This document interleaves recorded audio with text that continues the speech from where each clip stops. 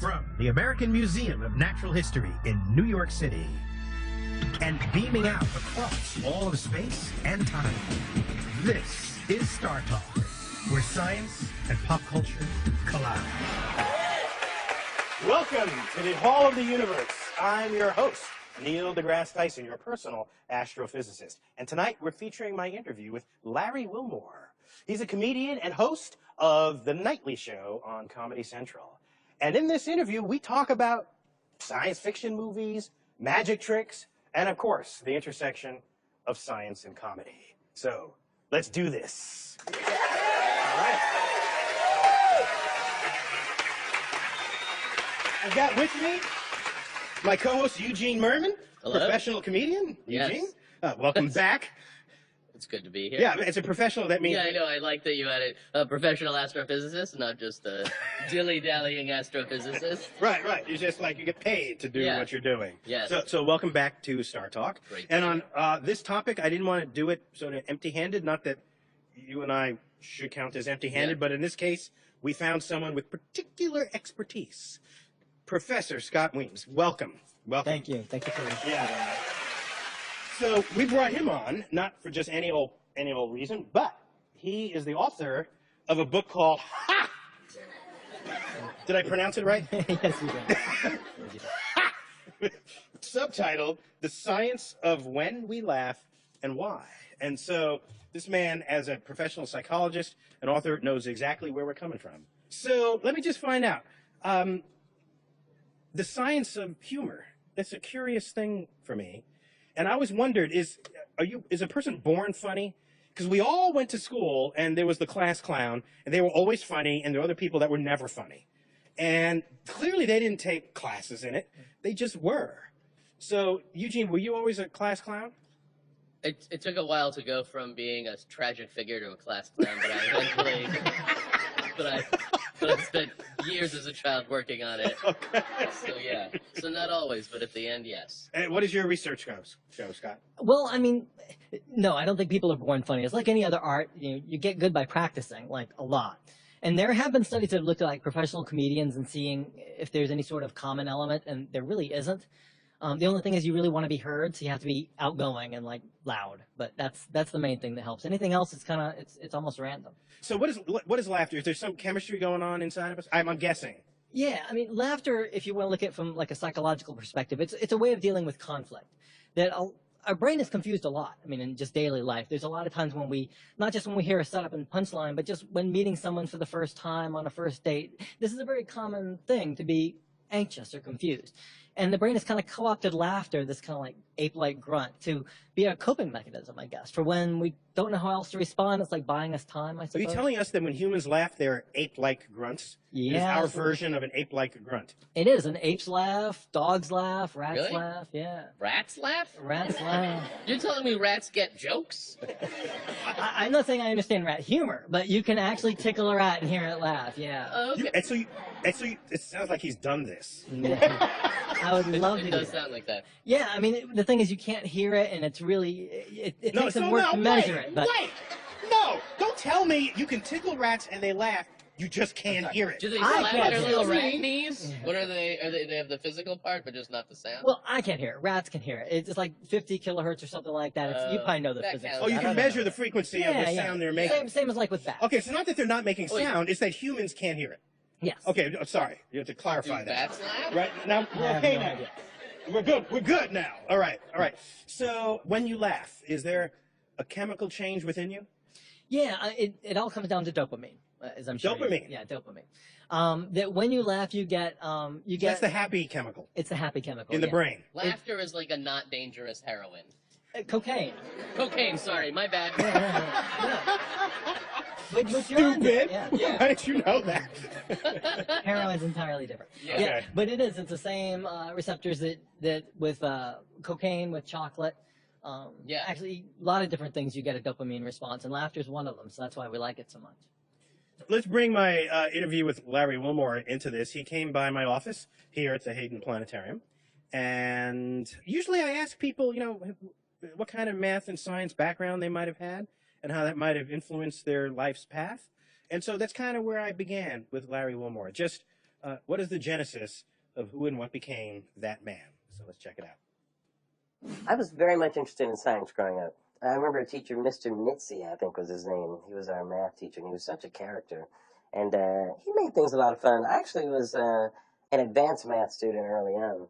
It was one of the things I loved. I think I've taken calculus as a sophomore or something like that. Calculus as a sophomore in high school? I believe so. Wow. And, but then I lost Wait, in calculus you don't have to believe. Right. It is or is not. It's true.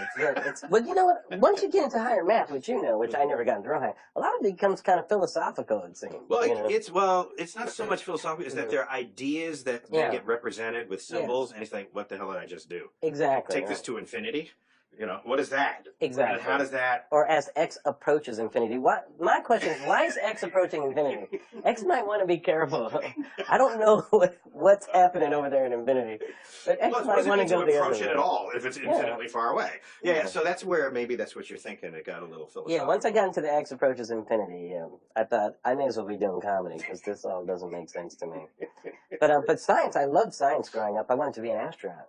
Okay. When I was growing up, I followed the space program. That's in an era before they had black astronauts. Correct. Yeah. So right. Because I didn't see, to me, that was a closed door, right? I said, well, they're not looking for me. Right. We're talking about an era where the big afros and hair was all about the hair. Exactly. And all the astronauts. Well, the helmet wouldn't have fit. Right. So that would have been a big issue. Or I thought maybe just a bigger helmet. Right. That's hilarious. I thought maybe your brother gets an Apollo 13. You know, maybe that's how it works. Yeah. But space was not, as we Apollo say. 13, the one that failed, right? Correct. Yeah, just right. clear. And Apollo 18 was the fake one, and Capricorn 1, I think, or something like that. Something like that. But I love all the conspiracy theories about not going to the moon. You know what it is? I think a lot of young people don't think we were smart enough to accomplish something like that. Oh, they think their ancestors were just dummies. I think we figured out the iPhone. You guys weren't smart enough to figure that out. How the hell could you go to the moon? So, Eugene, is there an equation that'll give you the best joke?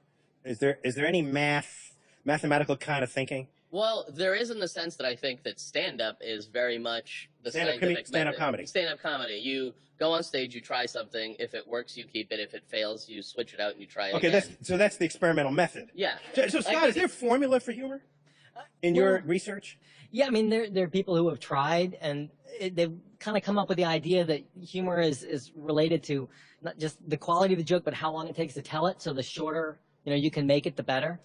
Which I think, I don't know if I believe turning into a formula, but there's truth to that you don't want any extra stuff. Whether or not you call them formulas, there are rules that are well tested that if you follow them, you're more likely to be funny than if you don't. Yeah, extra stuff is bad. Summary? Yeah. Well, I brought up the idea of mathematics manifesting itself in comedy with Larry Wilmore.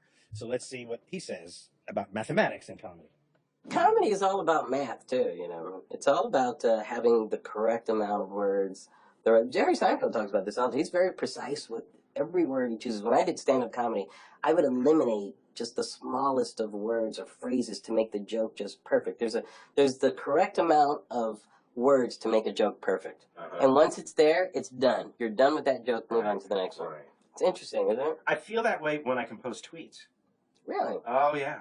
Yeah. Because I have an idea. Right. And any given day, and I say, I would make a good tweet. Yeah. So I write down the idea, and it's too long, of course. Right. I got to fit it. So now I got to say, all right, where is the actual essence of what I'm trying to communicate? You're forced to crystallize it. And there, take that out, shorten that, pop that. And I feel almost like Michelangelo when he said, you cut away everything that's not David. Right. And David is left. I compare everything I do to Michelangelo. Not to him, it's so funny that we have that in common. How he explained, not him and his talent, but his Neil deGrasse attitude. Michelangelo, I guess. You want to get innovative with the words so that the words say what they mean, and they don't have to say there's not too many of them. So I'm with you on that. Right. And I do it to communicate wisdom and insight rather than a joke. But occasionally I put a joke out. Okay. Yep. Can I tell you one of my tweet jokes? I would love to hear it. If you took all the veins, arteries, and capillaries from a man, tied them end to end, he would die.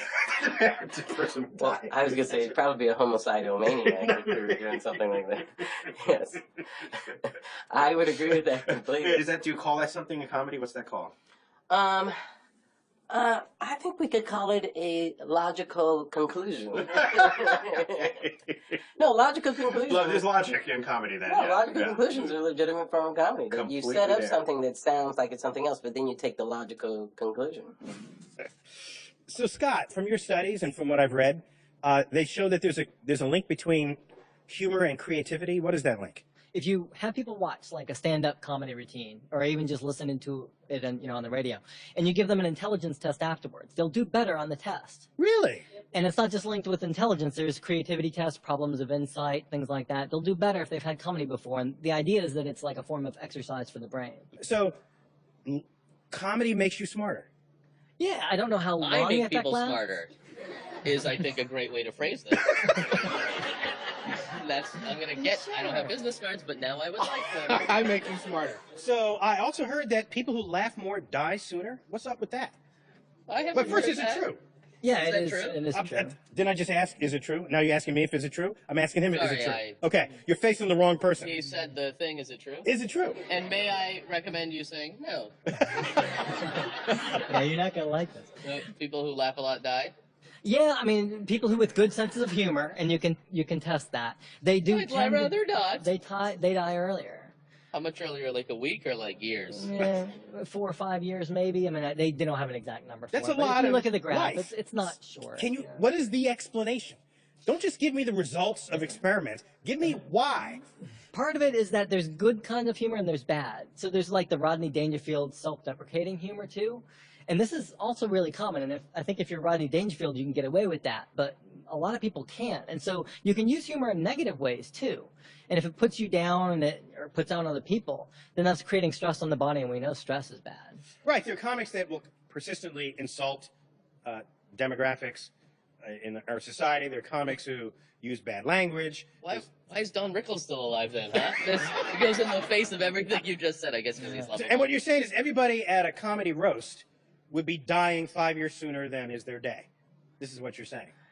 Yeah, except for I think the professionals, they probably don't internalize it like, other people might. So You're saying they just kind of know what people they're who doing. are but- self-deprecating in real life, who are just like, I'm a sad person. Oh. Yeah, And then those people die. That's fine. So the comedy. That's it. Well, when we come back, we will pick up more of my interview with Larry Wilmore as we explore the intersection of science and comedy on Star Talk.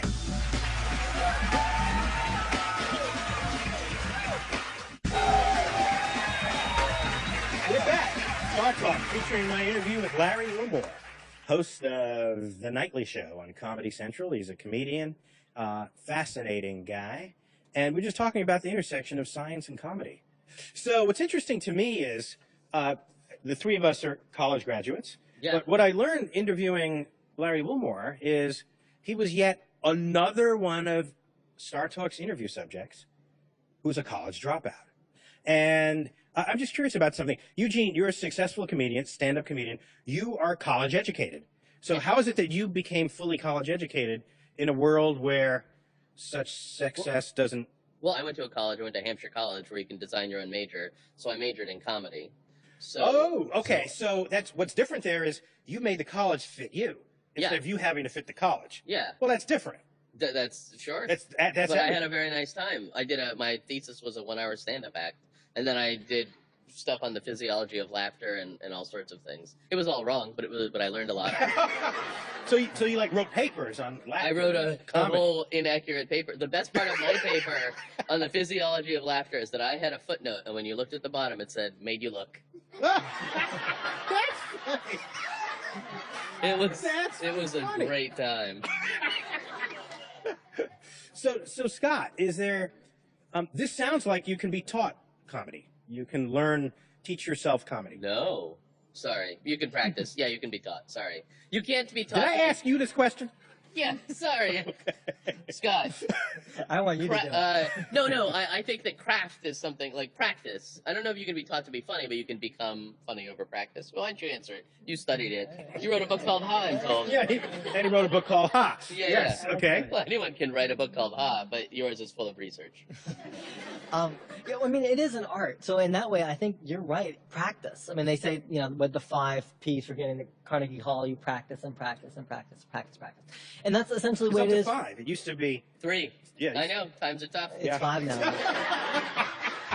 No, it's like any other art, though. You can still, like with painting, you can still study things like line and contour and form. So there's still things you can study with humor. But, like, you know, you can't just read a book and all of a sudden be funny. You've got to really get in front of audiences and, you know, spend a Practice. lifetime working on it. Yeah. So something that shows up in a lot of comedy is the unexpected, right? What role does that play? Is that like essential? Is that like the biggest variable here that you want to promote in being funny? Yeah, I mean, you need surprise. If you don't have surprise, then you're just going to bore your audience. But it's kind of surprise along with this new way of thinking about something. So it has to be like a destination too. And so like the good What do you jokes. mean by destination? Well, there'll be the setup, and then you realize you've got everything wrong, and then comes the punchline, and there's the kind of surprise, the end, the payoff. Because you And- invested in establishing this landscape, and then the landscape gets completely dissolved by the end because a whole new understanding has been handed to you. You think you're thinking one way, and then something turns, and you see everything that you've just heard in a new way. So that's formulaic in a sense. Kind of, yeah. I mean, we think of surprises by itself funny, but that's like just hiding behind a door and then yelling boo. Like that's not. It would be great if every story ended with just someone going boo. I mean, it's not really the good laugh. There's always something that there has to be some meaning behind it. So another thing I noticed is if you're at a table with a complete stranger and you both laugh at the same joke, you've got some sense of communality there, some sense of real community. That's an interesting. Do they study sort of the anthropology of laughter in this regard? Yeah, I mean, it's a very social thing, humor. I mean, like comedians, they perform in front of audiences. They wouldn't do well if it was like an empty room. It kind of falls flat. You can't tell a joke that way. And it turns out that the more people you have in a room, the better the laughter will be. So it's contagious, literally contagious. And the closer you pack people in, the more they'll laugh too. And alcohol helps too. So if you get them crowded and give them alcohol, studies show that. But if it was like too many people who were too drunk, it would be bad. There is like a probably perfect amount. You wouldn't actually want like 1,000 people in a 100 square foot room drunk out of their mind. I'd love to see that study and look for Yeah. where that drop off is. It'd be like, you know? yeah, it's about Okay, 2 so people it's versus- in math we call it a maximization problem. That's what I would love to do for drinking and comedy. So I don't know if you know, but Larry Wilmore is trying to actually include more scientists on his show. In fact, I was on a show once, and I was delighted. And in my interview, we talked about what his efforts are to make science more of the talk show conversation. So let's check it out. You're one of our most popular guests, I have to say. What does that mean? I've been on once. No, people were so excited that you were on our show. I think they were let down that I was there. Yes, exactly. Finally, here's the brother we wanted in late night.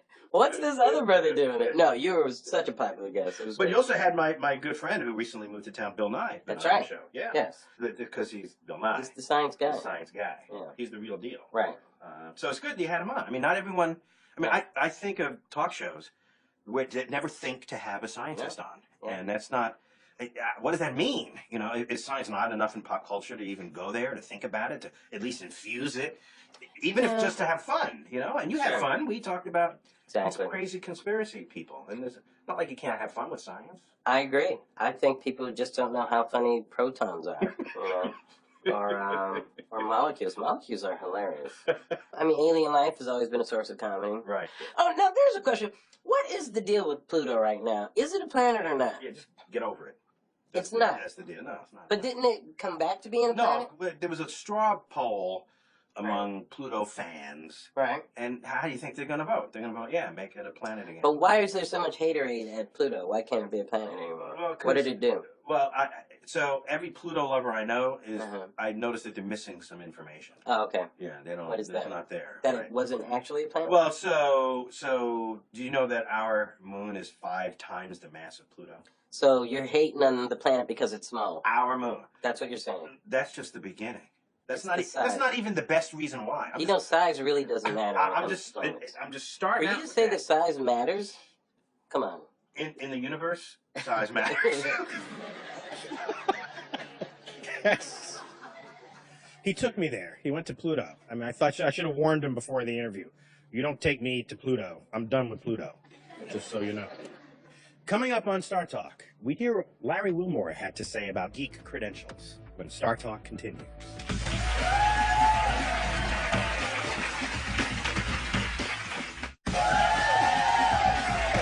We're back on Star Talk. We're featuring my interview with Larry Wilmore, a comedian, and anytime I interview somebody, no matter who they are, hewn from pop culture, I want to know if they have some hidden geek credentials. Almost everybody does. They just don't admit to it in any other interview because they don't get any street cred for doing so. But on Star Talk, that's where the street cred is found. So I checked with Larry Wilmore to see what has he got. Let's check it out. Do you count yourself a member of the geek community? I am, but in different ways that might surprise you. Really? Mm-hmm. So give me an example. Like I'm a magician. I do sleight of hand magic. Magicians do know how to demythologize and demystify in the same way that someone of your ilk A might. scientist would. That's Yes, what I'm saying. because you have information that most people don't have. Right. On purpose. Correct. Withheld from. Exactly. And in fact, that's one of the famous edicts from Arthur C. Clarke. There you go. Any sufficiently advanced technology Yes. is Right. I know where you're going. indistinguishable from magic. That's exactly right. And a lot of early magic was technology, and a lot of techniques that magicians used in the early days, even from things like mirrors or Magic's technological. good. I mean, that's a really important geek cred. Exactly. Thank you very much. Totally there. I always to prove it. Carry a deck of cards. I always have a deck of cards. I mean, this proves the geek cred. Is it a legit deck? Yeah, it's an old deck. It's all beaten up. That's what any magician would say. Yeah, it's a regular deck. It Yeah, is. yeah, yeah. But yeah, I always have these with me because I'm always like maybe practicing that kind of stuff. Okay. Well, that that's kind of nice. stuff. That's Yeah, good. That's yeah, good. you know, Let me show you the one I did. I got one here. Okay. Okay. So I learned how to cut with one hand. Nice. No, I'm expected to do that. Very good. Oh, very Okay. good. That's So called a look- Charlier cut, by the way. Charlier. That's what it's called. Oh, I'll show you a different version of it too. I don't know if the camera can see there. Yeah, I got you covered from here. See, if you cover like that, that's the six of hearts, and you lift like that. See, it becomes the Joker. I don't know how it's done. It's just oh, I'm sorry. I'm sorry. What happened? Something happened there. But that Joker, when you take it back and you just spin around, that becomes a six. I don't know. Cards just change like that. Yeah, it's just on you. You have no. It just happens like you don't like even that. Like that's understand just it. happens. Right. I don't know how it works. So there you go. Another way to cut, all that kind Yeah. of stuff. Here's a fun way to cut too. That's a good one-handed cut. Ooh, There you yeah, go. that's what they do at the poker table. Exactly. Because those are the guys that flip the chips. Yeah, you don't want to do this stuff at the poker table, by the way. It's how you're gonna get shot. So, in that last clip, we hinted at what magicians and scientists have in common. We have an understanding of a phenomenon that often a person looking on does not. Except it's the scientist educator's duty to explain what's going on, and it is the magician's duty to hold it a secret. And so this is just a fascinating distinction between the two. But in both cases, you can get people to laugh and enjoy science. Science demos are one of the most popular things in a college curriculum, be they in the physics class or in chemistry class. Watching chemicals change color and all of this. Larry in my interview asked me if I had a favorite scientist. Now I thought everyone in the universe knew who my favorite scientist was, because it's an easy answer for me. But apparently he didn't know. So let's check out what he said. Okay, pound for pound. Who are you taking? Pound for pound. Smartness. You're in a room. You get to learn from one of these people. Newton. Right? Einstein. Newton. That's We're it. done here. That's it. We're done. Okay. Okay. Right. I'll still hear you out. You realize this is my hand. This isn't actually Newton. Okay. I will hear you out nonetheless. Go. Oh, I was just gonna say Newton, Einstein, or I don't know. Who would you put? Da Vinci could go on that list. Leonardo. Galileo. Yeah, they're all good. They're all good people. Yeah. But Da Vinci? You put on that list? Who's got no, Da if it's Vinci? a list where you want me to decide from, I would put him in that list. But Copernicus? I'm still picking Newton. I'm still Okay. picking guys he knew. All right. You just read what he wrote. Your hair stands up on the back of your neck. Yeah. He was connected Yeah. No, he was a smart one. to the universe. All right. He invented calculus. He's pretty smart. You got to have a lot of free time in your hands to invent something like calculus, but I'm just putting that out there. I don't know if he had much of a social life. Yeah, he didn't. In fact, all evidence shows he died a virgin, actually. So Really? So you figure that one out too. When you're inventing calculus, it takes up a lot of your time. When Star Talk continues, Larry Wilmore and I geek out on Star Wars versus Star Trek on Star Talk.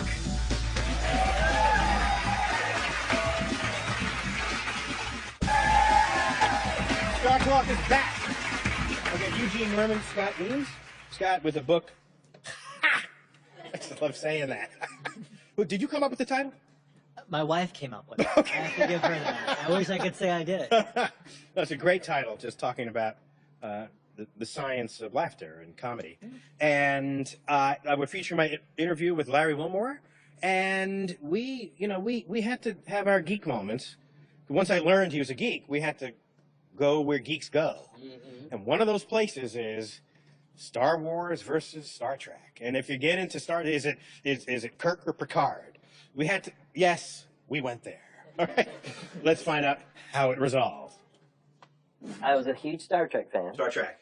Yeah, Okay. Star Trek fan. And Star Wars, when it came out. First three, I should say. Of course. The original. Yeah. Well, the only. Yeah, okay.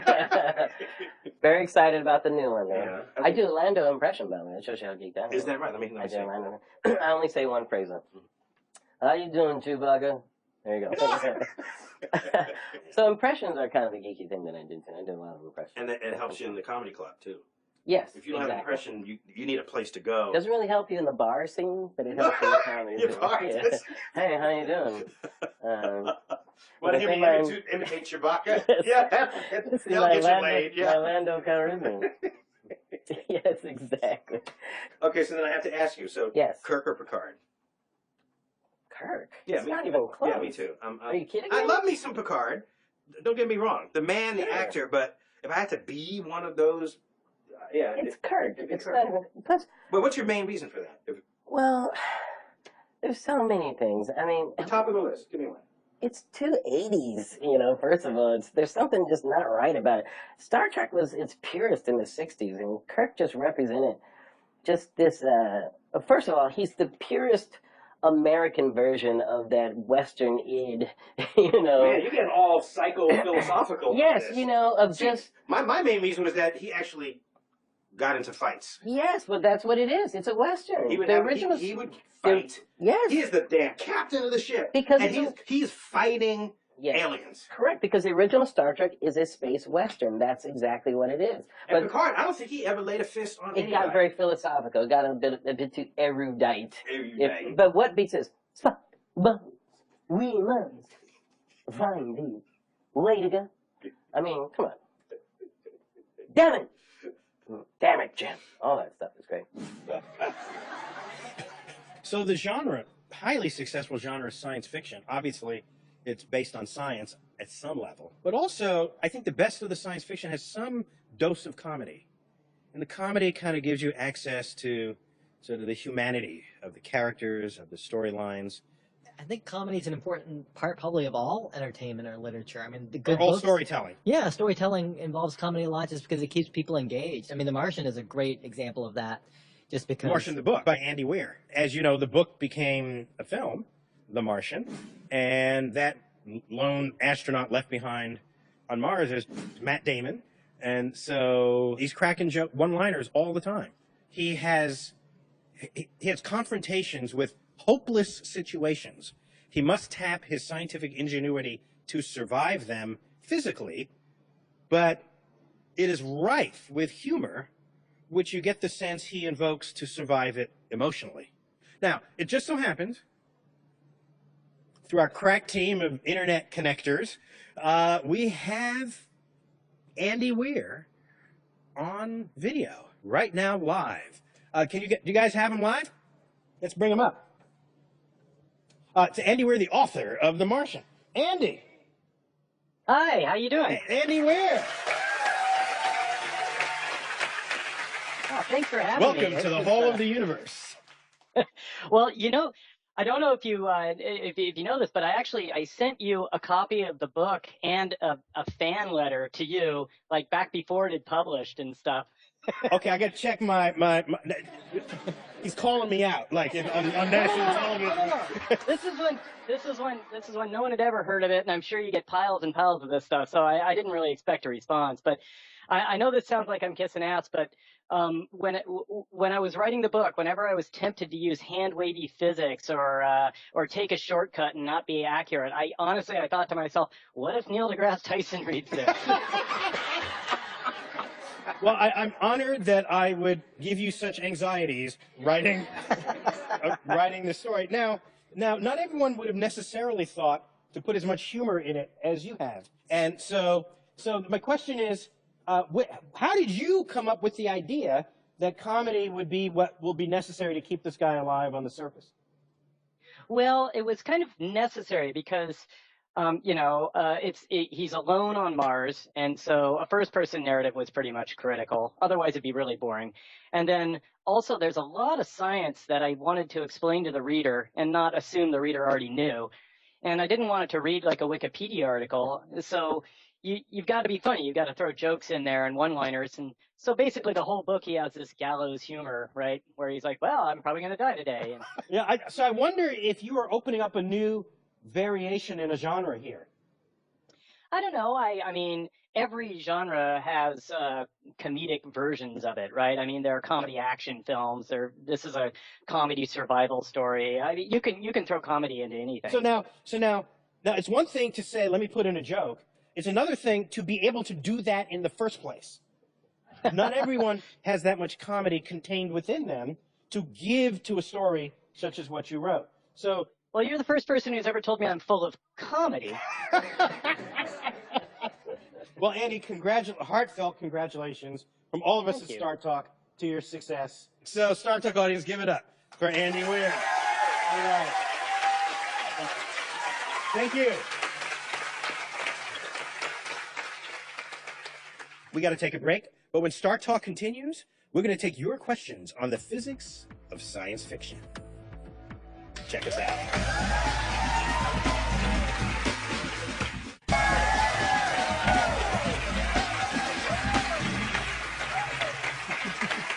Star Talk is back.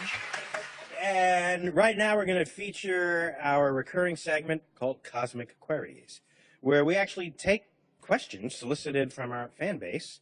And in this particular case, the topic is the physics of science fiction. And Eugene, I have a few questions. Yeah, and I've not seen these. No. So it's not about whether if I don't know the answer, I'll just say I don't know. But I haven't seen them. Yeah. Okay, so I will be surprised. Yeah. Get ready. I'm ready. Bring it on. Yeah. All right. Nathan Noble from Seattle, Washington asks, the story of Ender's Game uses a device called an Ansible to communicate instantaneously across far galactic reaches. With the speed of light being a limiting factor for the travel of information as we know it, are there theories for faster than light or instantaneous communication? Oh, yeah, completely. Oh, yeah. Next question. No details? It was a yes-no question. So, one, you can open a wormhole. Yeah. And you can travel through the fabric of space and time, crossing vast distances in much less time than it would take light to cover those same distance. Another way, which would be really cool, is if you can quantum entangle objects at vast distances. And quantum entanglement, we can do this with particles, and it's a quantum physics phenomenon where one particle is quantum entangled with another so that they're sharing information simultaneously. So that What's the difference between that and dating? So if you change the information on this one, the information on the other one changes instantaneously, no matter its distance. Oh, wow. So it is in fact communicating at faster than the speed of light. Problem is right now we can only do it for like particles. Quantum entanglement is a thing. It's a particle thing, right? And it's been done. Oh yeah. We got particle entanglement. That's not the issue. The issue is since you are a collection of particles. Yes. Many particles. Agreed. To get all those particles to quantum entangle coherently with some other set of macroscopically Another assembled. Eugene somewhere else. Another Eugene somewhere else. We don't know how to do that. Yeah. Well, I have some suggestions. Next question. Brian Zayak from Encino, California asks, please explain the difference between warp drive on Star Trek and hyperspace in Star Wars. Ooh. You know, I don't know if I'm qualified for that. I would say if you're not, then who is? No, because for a while I thought I really had the warp drive. Well, what's hyperspace? Because I think warp drive hyperspace. might be... It's just they go faster than light. That's all. Oh, really? Yeah. So that is sort of explaining it. Yeah, but they don't. Yeah, okay. Through magic. In the hyperspace jump, there's no discussion of the warping of space, and they're talking about Star Wars, right? They're talking about both. Okay. They're asking how does the warp drive on Star Trek work, and then how does hyperspace work? Hyperspace, which was first introduced in Star Wars. Yeah. Star Wars makes no attempt to respect known laws of physics. So as far as they're concerned, they just went faster than light. And there's not this attendant conversation about the warping of space. Are you saying the Force is somehow made up? All right. Yes. Fair enough. Now, Larry Wilmore had a question for me. He was like totally there too. Let's find out. So let me ask you this. Mars. Is there a possibility that there could have been, I don't mean microbial life, but I mean actual intelligent, like human life on Mars at one time? Gone now, I say yes, gone now. Now extinct. Now extinct. I mean, could Mars have been inhabitable for a variety of reasons? Maybe the atmosphere is different. It's all broken down now.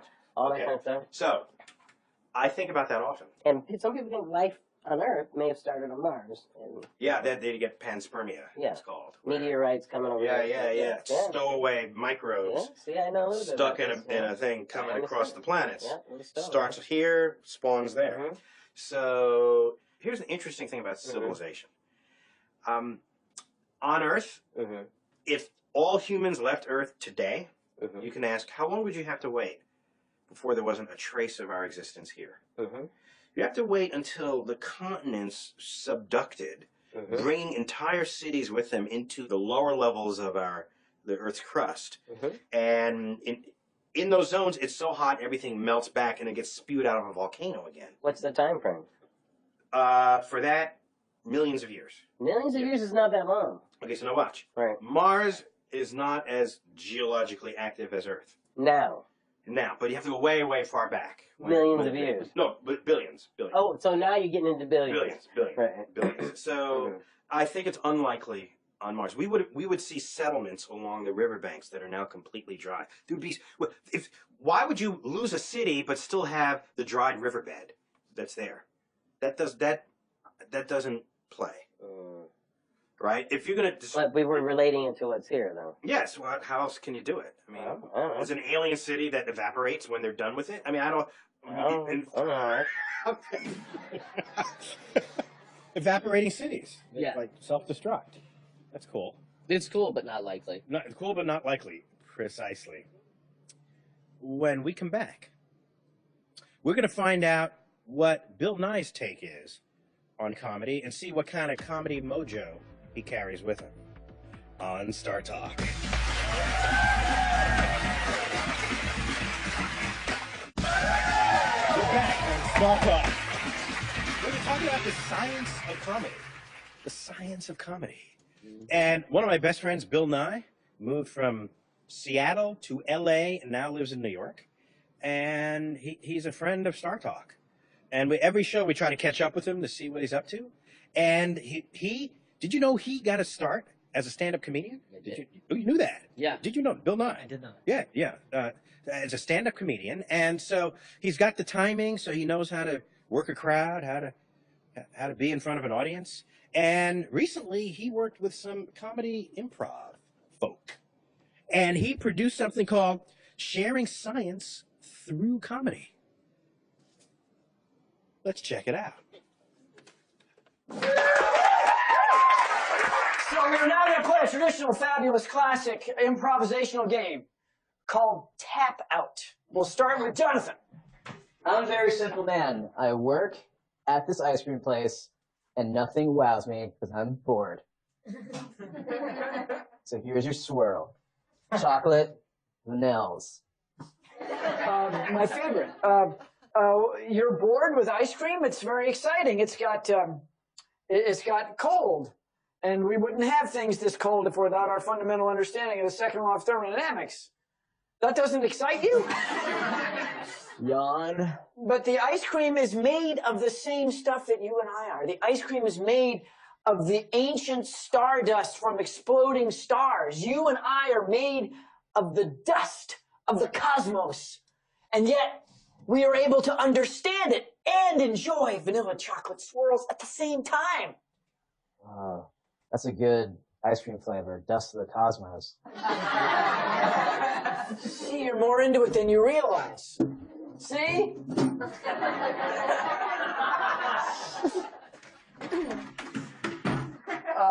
What's happening there? First of all, just relax so that I can read your aura. I'm very in touch with the universe. I can... Now stop, don't touch your aura. You're not the first person to tell me that. Touch your aura, you'll go blind, Bill. All right. So, can I ask you where we should look for the next supernova? Okay, give me just 1 second. God, that'd be cool. That way. You know, that guess is every bit as good as the best astrophysicist guess. Nicely done. Thank you. Thank you so much. Look here, Mr. Travel Agent. We're just a couple of creationists, and we just want to go somewhere nice and warm. Yeah. And I'm going to hold your hand like a normal husband would. You, as creationists, you want to go to a warm place where people embrace the idea of creation or creationism, or do you want your minds expanded and understand the scientific truth? I don't think we want that. Yeah. I don't think we want our minds expanded at all. No. No. We like two things, God and heaven. How about Jamaica? Okay. It's warm and beautiful there. And you can see layer after layer after layer of limestone from ancient seas, 350 million years old. And you could look at the fossils and infer, along with rubidium strontium dating, how old the world is. And you could have your whole evolutionary view brought into focus. Do they have a buffet? Maybe, hey, you guys, give a hand for Carrie and Jonathan. We have proven beyond a shadow, which is also a scientific phenomenon, beyond a shadow of a doubt, the hypothesis that science can be funny. Thank you very much.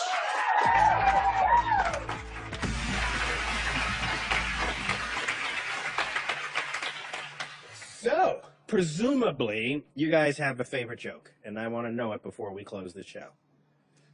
Eugene. I don't think you do. Scott, favorite joke. So a dog walks in a telegraph office and says he wants to send a message. The guy says, "Sure, what's your message?" He goes, "Yeah, it's woof woof, woof woof woof, woof woof woof woof." And the operator pauses and goes, "You know, that's only 9 woofs. You can send a 10th woof for free." And the dog says, "Yeah, but that would make no sense." I'm the scientist. I get a pass. That's what I'm Plus, you have to explain what a telegraph office is to anyone under 50. I love the fact that when I tell that joke, people always bring up the telegraph, and they don't address that like it's a dog talking. Yeah, I know.